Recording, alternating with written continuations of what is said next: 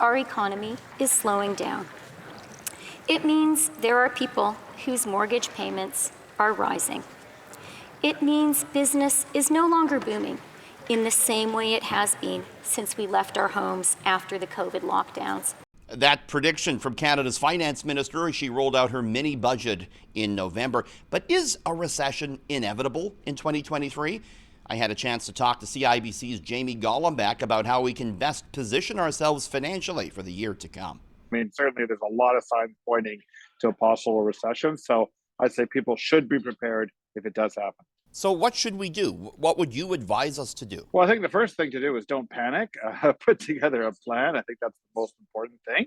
So again, you could look at things like in terms of your investments. So a lot of people might panic and say, "Oh my gosh, what's happening to my investments? I just should get out of everything, move to cash." Depending on your age and stage, maybe that's the right approach. Although traditionally, markets have bounced back from recessions pretty much every time. So you might want to stay the course, just depending on your personal challenges, right?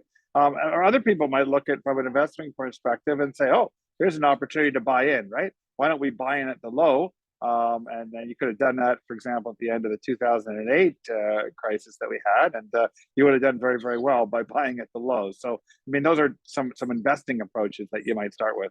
Do you have any year-end tax tips for us? You're a big tax advisor. What would you advise us to do on that front? Of course, the number one topic we're talking about this year in terms of tax planning, of course, is tax loss selling. It's the opportunity to look at that portfolio and say, are there some stocks or some funds in there that have gone down in value? We don't think they're going to come back. Why not take the loss this year in 2022?